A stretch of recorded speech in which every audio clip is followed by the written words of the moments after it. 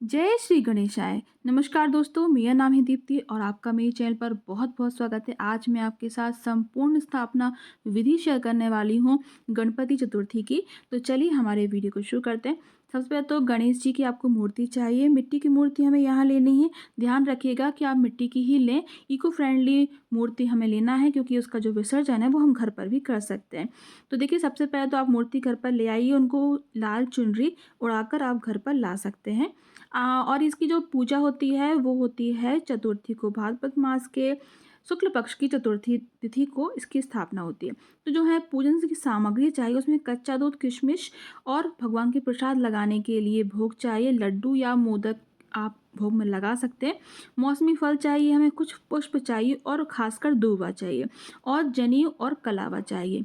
इस तरीके से आपको छोटे रूप में भी स्थापना कर सकते हैं। हो सके तो बहुत अच्छी तरीके से आप अपने यहाँ पर मंडप को सजाइए तोरण से, और जो हमारे फूलों की बड़ी बड़ी लड़ियाँ होती हैं उनसे आप उनका जो मंडप है सजा सकते हैं। इस तरीके से चौकपुर का पटा बिछा लेंगे, आम के पत्ते केले के पत्ते से सजा लेंगे और हमारी जो मूर्ति है उसको हम स्थापित कर देंगे। जो यहाँ पर हमें वस्त्र बिछाना है वो आप पीला भी ले सकते हैं और लाल भी ले सकते हैं। एक तरफ हमें कलश रखना है, आप देख सकते हैं यहाँ पर भगवान के राइट हैंड साइड पर, यानी भगवान के दाहिने हाथ पर हमें कलश रखना होता है। कलश में आप गंगा जल से भरा हुआ कलश भर लें, पानी भर लें, उसके नीचे थोड़े से अक्षत यानी चावल रख लें और हमें पंच पल्लव चाहिए, यानी कि हमें अशोक के पत्ते अगर मिल जाएँ तो वो, या फिर आम के पत्ते तो सबसे अच्छे होते हैं। तो आम के पत्ते 5 उसमें लगा लेंगे हम कलश में, और ऊपर से नारियल में कलावा बांध कर उसके ऊपर से रख देंगे। कलश में ध्यान रखिएगा थोड़े से अक्षत, हल्दी की गांठ, एक सुपारी और 1 रुपए का सिक्का ज़रूर डाल दीजिए, थोड़े से पुष्प भी। और फिर हम अपना जो नारियल है उसको लगा देंगे, उसको रख देंगे। और हमारे पास जैसे आपके पास अगर भगवान जी, गणेश जी की कोई मूर्ति हो पीतल की, जो आप हमेशा पूजा करते हैं डेली, उनको भी बिठा सकते हैं। तो मेरे पास ये है, और तो इनको हमने कच्चे दूध से और पंचामृत से स्नान करा दिया है। और अब सभी जगह पर जितने भी आपके भगवान जी हैं, सभी जगह पर गंगा जल से, दूरबा से गंगा जल से छिड़केंगे, पानी जल छिड़केंगे और आवाहन करेंगे भगवान का। हाथ में थोड़े से अक्षत और पुष्प लेकर आवाहन कर लेंगे, इससे भगवान हमारी पूजा को स्वीकार करें। हमें भगवान के लेफ्ट साइड दीपक जलाना है। दीपक जलाकर ही पूरी भी पूजा होती है वो शुरू होती है। घर के सभी मेंबर, सभी सदस्यों को आपको सम्मिलित करना है। दोनों टाइम भगवान की आरती और पूजा करना है, और दोनों टाइम भगवान को अलग अलग भोग अर्पित करना है।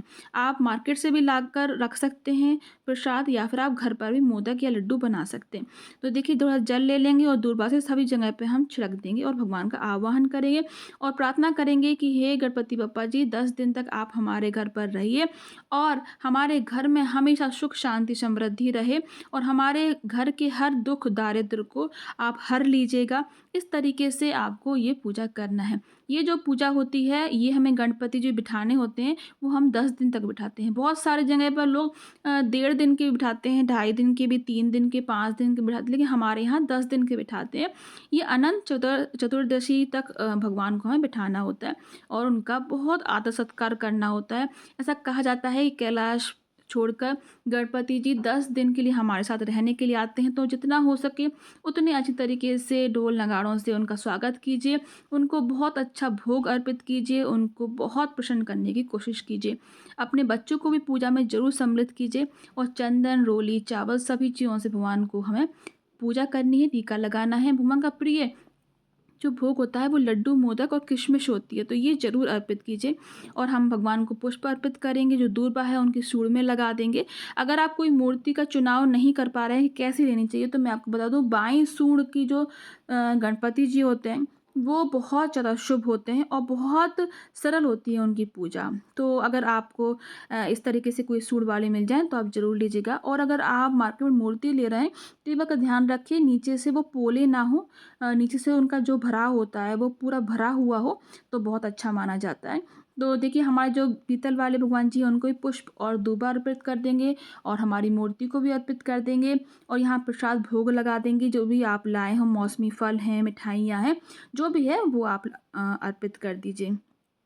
और ये जो पूजा है ऐसे ही आपको 10 दिन तक करना है, सुबह शाम अलग-अलग भोग लगाकर। और पूजा में दूबा ज़रूर अर्पित कीजिएगा और जो भी आपको फूल पुष्प मिल जाए वो अर्पित कीजिएगा। माला मिल जाए तो माला भी अर्पित कर सकते हैं। अब हमारे पास ये हर श्रृंगार के पुष्प हैं, फूल हैं, तो वो अर्पित कर देंगे भगवान जी को। और यहाँ पर आपके पास मंदिर में जो भी भगवान हैं उन सब की पूजा भी बहुत विधि-विधान से विस्तार से कीजिए। 10 दिन तक पूजा कैसे करनी है वो वीडियो भी आपको मेरे चैनल पर मिल जाएगी। इस तरीके से हमें पुष्प अर्पित कर देना है और उनके जो प्रसाद है उसमें दूर्वा ज़रूर डालें, ध्यान रखिएगा तुलसी नहीं डाली जाती है, दूबा हमें प्रसाद में भी रखना है। इस तरीके से हमें बहुत ही आसान तरीके से पूजा करना है। जनेऊ कलावा अर्पित कीजिए। मैंने पहले ही कलावा अर्पित किया हुआ है, तो थोड़ा छोटा वाला कलावा एक और अर्पित कर देंगे, छोटे वाले जो हमारे पीतल वाले भगवान जी हैं उनको। फिर आपका जो भी आप प्रसाद बनाया है, अगर घर में भी कोई आपने हलवा बनाया है या फिर मोदक बनाए, तो वो भी अर्पित कीजिए। सभी जगह पे हम दूबा अर्पित कर देंगे, पुष्प अर्पित कर देंगे और अपने आस-पास के जो लोग होते हैं, उनको भी आपने पूजा में सम्मिलित कर सकते हैं। इत्र लगाइए भगवान को और पूरा वातावरण सुगंधित कर दीजिए। धूप वगैरह भी ज़रूर अर्पित कीजिएगा। धूप जलाने से घर जो है वातावरण है, वो शुद्ध हो जाता है। देखिए मैं इत्र लगा रही हूँ, थोड़ा-थोड़ा हमें इत्र लगा लेना है भगवान की हर चीज़ पर। और आप हो सके तो यहाँ पर आप भगवान को चुनरी भी अर्पित कर सकते हैं। आप यहाँ पंचमेवा का भी प्रसाद लगा सकते हैं। देखिए मेरे पास ये पंचमेवा का प्रसाद है, इसको भी आप रख सकते हैं भगवान को। और भगवान के यहाँ पर आपको सभी चीज़ों में दूबा ज़रूर डालनी है। इसका मैं बार-बार बोल रही हूँ जिससे कि आप भूल ना जाएँ, आपको ये बात याद रहे। और ये जो पूजा है आप अच्छे से गाइए और अच्छे से इनकी जो आरती है वो जय गणेश वाली वो भी गा सकते हैं आप। गणेश जी का गणेश सहस्त्र नाम का आप पाठ भी कर सकते हैं। आपके पास जो भी हो आप पूजा में उसको आप बहुत अच्छे तरीके से गंगा जल से शुद्ध ज़रूर कर लीजिएगा जब भी आप पूजा शुरू करते हैं। और ये जो दीपक है ये आपको जब तक पूजा कर रहे हैं जब तक जलाना है। अगर आप दोनों टाइम के लिए आप अखंड ज्योति जलाना चाहते हैं तो वो भी आप जला सकते हैं, पर उसका ध्यान रखना पड़ता है कि घर में फिर उसको हमें छोड़कर कहीं जा नहीं सकते फिर। अब हम आरती कर लेंगे और हम कपूर से भी आरती करेंगे और यहाँ पर हम शुद्ध देसी घी से बनी हुई आरती करेंगे बाती की। और यहाँ पर आपके पास कोई आस-पास कोई ऐसे पुष्प हों जो कि आपको आसानी से मिल जाएँ तो वो आप पहले से इंतज़ाम कर कर रख लें और फिर घंटी बजाते हुए, शंख बजाते हुए आप पूजा अपनी जो है आगे बढ़ाएँ। अब हम आरती गा लेंगे, जो भी आपको आरती आती है वो आप गा सकते हैं। अगर आपको आरती ना आती है तो किसी भी आरती संग्रह की किताब में आपको गणेश जी की आरती मिल जाएगी। और यहाँ पर आप भगवान शिव और माता पार्वती की भी पूजा ज़रूर करें।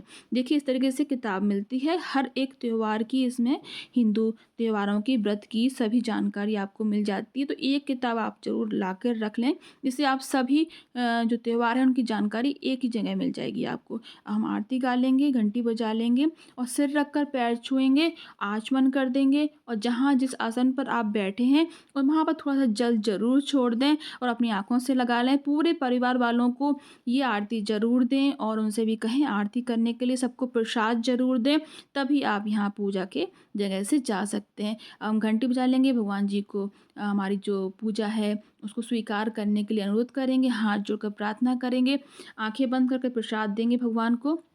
देखिए ज़मीन पर थोड़ा-सा जल ज़रूर छोड़ दीजिएगा और सिर रख कर पैर छुएँगे और यहाँ हमारे छोटे रूप में जो पूजा है वो हो जाएगी। तो इस वीडियो को ज़्यादा से ज़्यादा ज़रूर शेयर कीजिएगा और अब मैं आपको बताती हूँ शुभ मुहूर्त क्या है स्थापना का।